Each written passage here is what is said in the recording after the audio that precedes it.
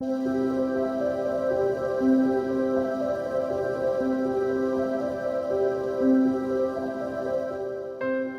and welcome to my podcast on radical self-love, an Ayurvedic perspective on healing body and mind.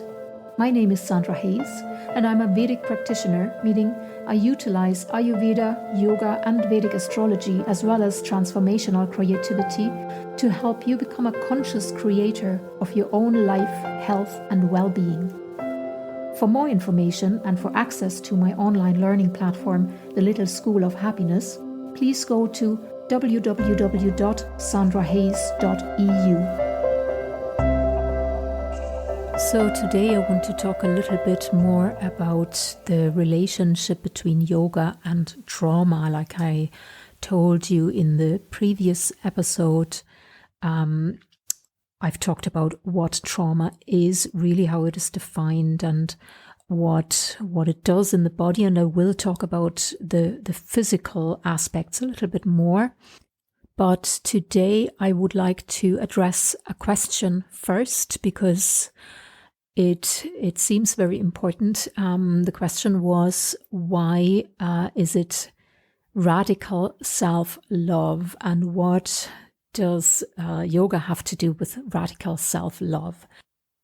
And I suppose that self-love is often maybe misunderstood a little bit to mean being in love with myself, even though there's nothing really wrong with that either. The problem is that often we define self as the ego self and not the true self. And this is exactly the topic I would like to talk about. Because why self-love? Yeah, why self? Because it is about the self. We are always talking about the authentic self when we talk about any of the Vedic teachings. When we talk about yoga, we talk about the authentic self. When we talk about Ayurveda, we talk about the authentic self, the nature of the body and the self. And when we talk about Jyotish, it is also about the authentic self. So the self as in my true self. The texts about yoga, the two main texts, the Bhagavad Gita, I won't really get into the Bhagavad Gita here now, but it is a text that is pretty much all about the authentic self and the importance of authenticity and integrity. And the Yoga Sutras also, they talk about the authentic self, and I'll get to that in a minute. But why self-love? Because love is the underlying force that motivates us to do anything. It is the force that creates life. It's the force that binds two atoms together to form a molecule. It is the force that creates anything that is in existence, because it is the force where two opposites, two dualities merge. So whether this is a positive and negatively charged particle, or whether this is a man and a woman merging to create life, it is always love that is the underlying force of everything. So this is why I call it self-love. And yes, of course, I could have called it self-care, radical self-care. It's important too, but to care for ourselves, we first have to love ourselves. And I could also say radical self-respect, which is very important too, but also here, I have to love myself to really respect myself. And I can care for someone without really loving them, or care for myself. And I can respect someone without really loving them too. And so this is why, yes, it is radical self-love. And radical, why? Because we have to be radical in this approach. Because we have to be absolutely and fully committed to it and prioritize this path of authenticity. Because to live in complete authenticity means to live a life of truth. And only if we live a life of truth can we be really happy and healthy. There are a lot of questions, especially, for example, when I do the Vedic astrology readings, there are a lot of questions about purpose. What is my purpose? What is my truth? There are also questions about health in the Ayurvedic practice. I have clients coming to me because they have kind of lost their health in some way. And in both cases, it really comes down to, do we live our truth? Do we live absolutely in our integrity and in our truth? Because in most cases, even when it comes to physical illness, the problem can be traced back to a time where we have somehow lost our integrity and we lost our truth. We have not been living our truth, and that could be as simple as we have been working in a job that is not giving us any joy, where we have an internal resistance to, and yet we continue to work in this job because we feel an outside pressure, but it is not matching our truth anymore, or has never matched our truth, and yet we go against this intuition, against our own truth, and for whatever reason, the pressure can be real, but still it will eventually lead to unhappiness and possibly or likely also physical illness. And I was talking in the last episode about trauma and what is trauma, and that trauma always has to do with our self being threatened. And that can be our physical body, or it can be our soul that is threatened to exist in its entire authentic truth. So whether that has to do with a job that we are stuck in, or a relationship, or it could be as simple as even our yoga practice. When we do a very strong yoga practice every day, and then it doesn't feel right anymore for some reason, but we're holding on to it. We want to keep our bodies fit and in good shape, and we blindly maybe follow the rule that we have laid on ourselves and don't listen to the body. So basically, anytime we don't listen to our bodies or to our intuition, or we work or we exercise too much and we ignore the signs that we are actually exhausted and need a rest. There can be a million different scenarios on how we could ignore our own truths, but it will always lead to unhappiness and imbalance in body and mind. And it will lead to stress. And I've described what happens in the body or in the mind when we are subjected to a continuous element of stress. And so we get now to the Yoga Sutras. In the first chapter of this text of the Yoga Sutras, Patanjali tells us what yoga is.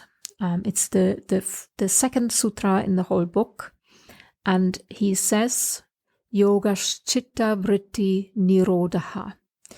Yoga is the cessation of the fluctuations of the mind. So that has been translated in various different ways. You could say the cessation of the fluctuations of the mind. You could say control of the fluctuations of the psyche. But the point is that there are frequencies. We are constantly operating on certain frequencies because we are beings of energy. And those frequencies are fluctuating. They're constantly changing from one frequency to another. And it's not that this is in itself wrong. As Patanjali says himself, these fluctuations can be good, but they can also be bad. The problem is that they should be in harmony. And for example, the frequency when we are asleep, it's quite a low frequency, and we need to sleep. We need to sleep well every night. We need to rest. We need to come onto this lower frequency of rest and sleep. But we don't want to feel sleepy in the middle of the day when we actually have to do some work. We don't have to feel fatigued all the time. So we don't want that frequency to fluctuate without our control. And the same with frequency of memory. When we are remembering something, we also emit a certain frequency. And it is good that we can remember things. It is very good that we can retain things and recall things as we need to. Even unconsciously, it's very good that we can store memories unconsciously, that we can recall at will, that we can, whenever we need to, we can bring it up.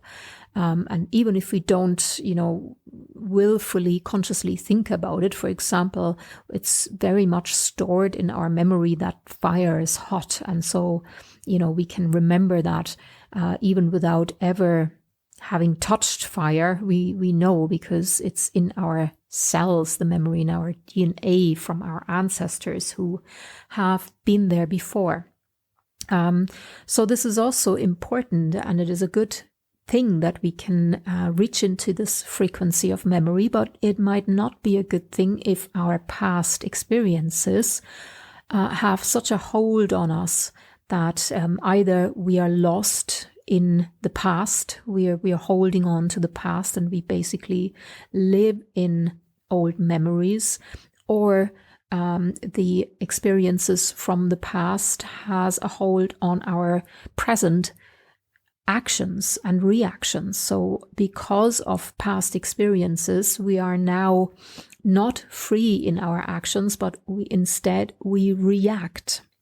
For example, if in the past we have had a bad experience with a teacher, for example, and now we think that all teachers, we just have a resistance toward teachers. So we had a bad experience in school, and now we don't want to learn anything anymore because we have a resistance to schoolwork or things like this. Or maybe as a child, somebody has told us that we can't sing, our voice is ugly and we can't sing. And now for the rest of our lives, we are too shy to let our voice be heard. We don't want to sing anymore. So these are ways in which memory, the frequency of memory is fluctuating beyond our control, and we have to learn to control this. Or another example that Patanjali describes is the frequency of imagination. It's absolutely important and vital that we are able to imagine things. But also here, when we are not in control of this ability, then we could be scared of things purely because we are imagining what those things could do. So we see something, we see a person in the distance, and we already imagine all sorts of dangerous scenarios without it being based on any truth, or we get stuck into lies instead of imagining things in a controlled way, telling stories, but instead maybe we make up things and we tell lies. So there's many ways, there's a million ways of how all these abilities of ours that work on different frequencies can fluctuate beyond our control. And we have to somehow try and get these frequencies to work in harmony and be controlled again.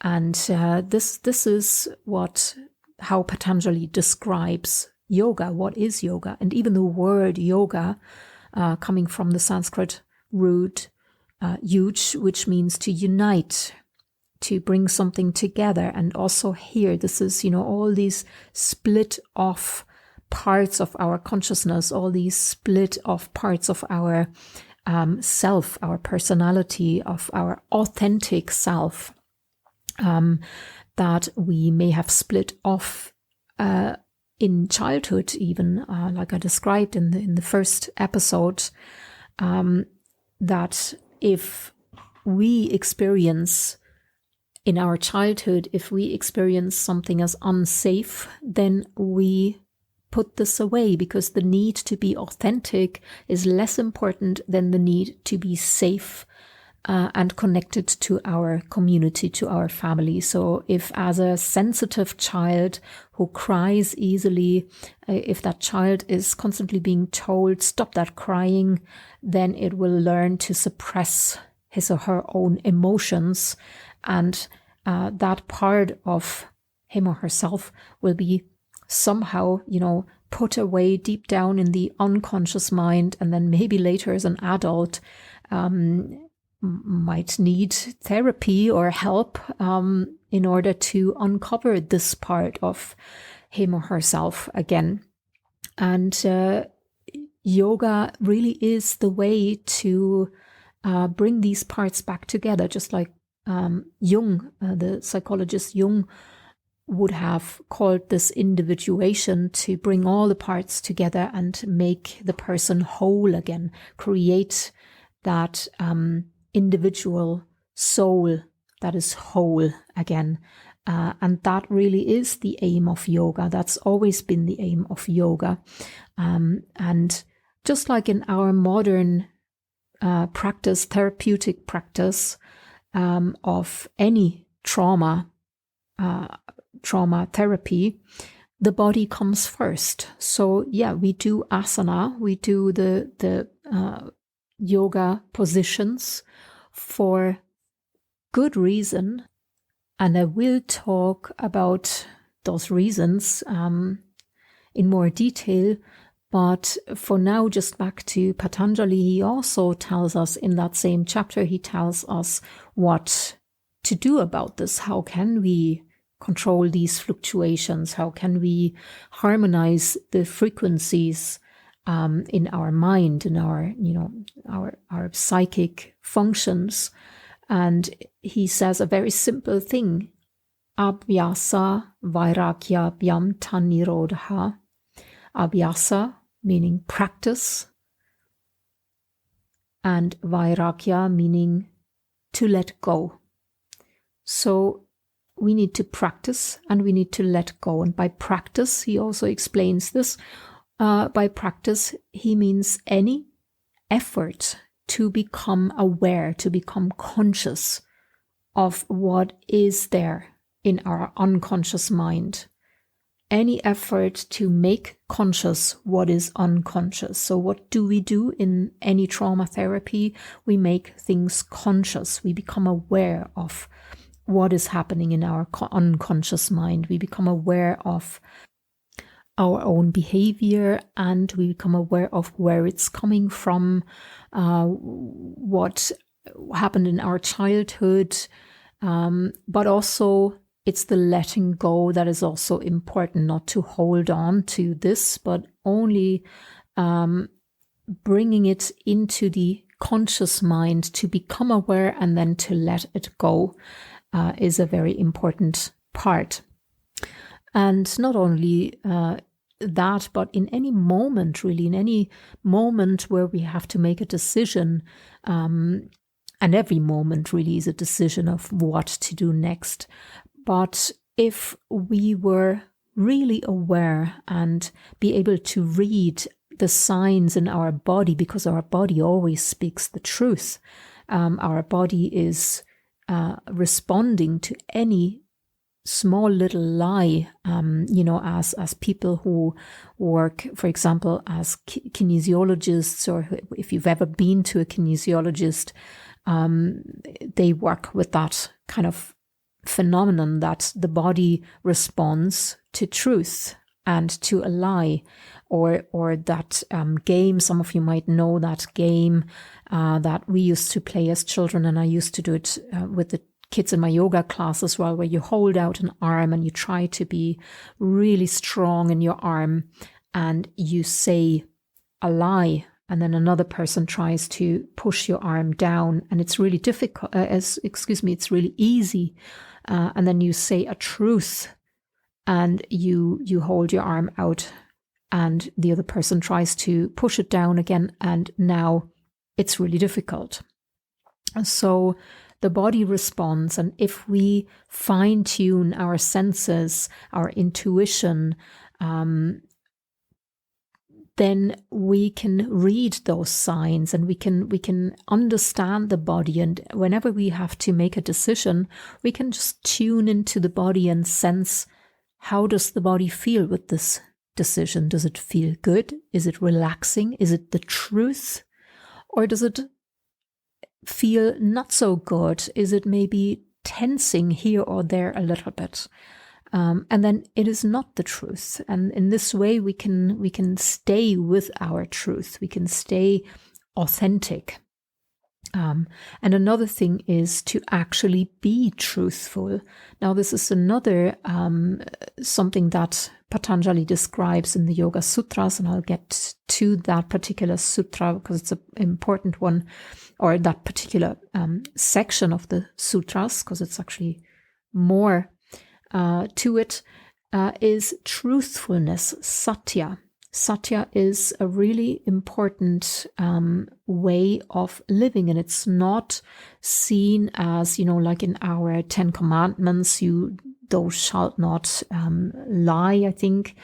It's more than that. It's, yes, of course it means do not lie, but it doesn't necessarily just mean don't lie to anyone or you will be punished by God or something. This is like a distortion of the truth.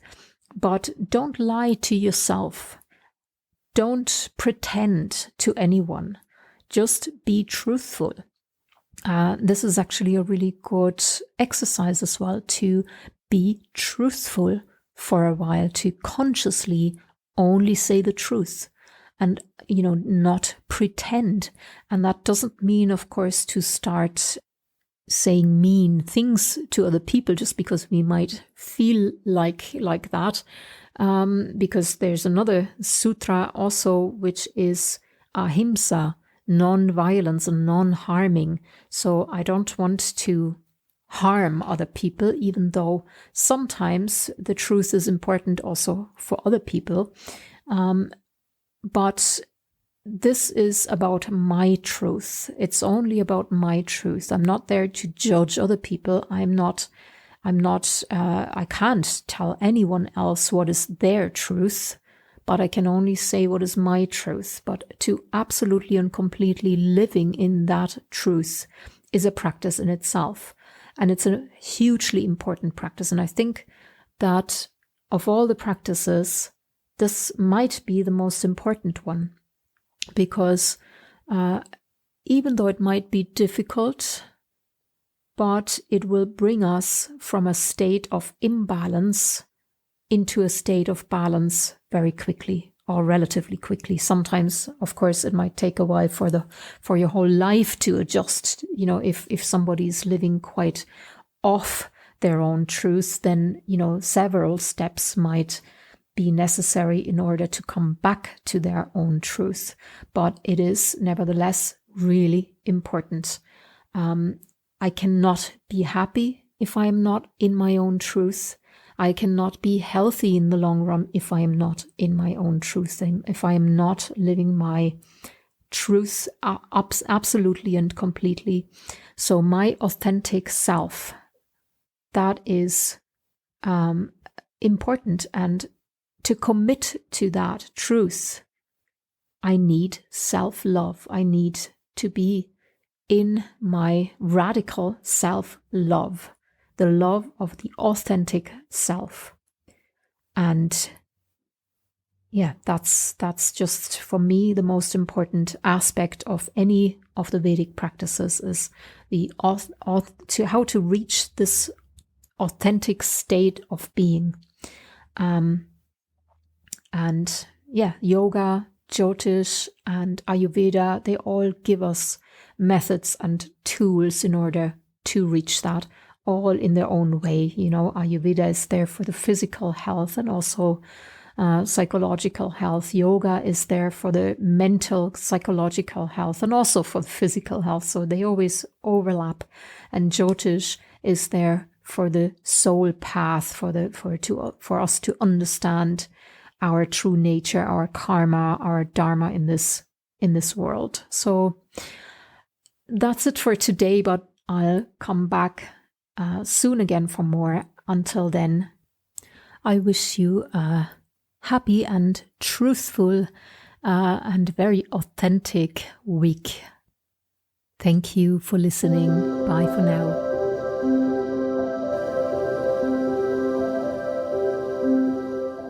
You were listening to a podcast on radical self-love, an Ayurvedic perspective of body and mind by Sandra Hayes and the Little School of Happiness.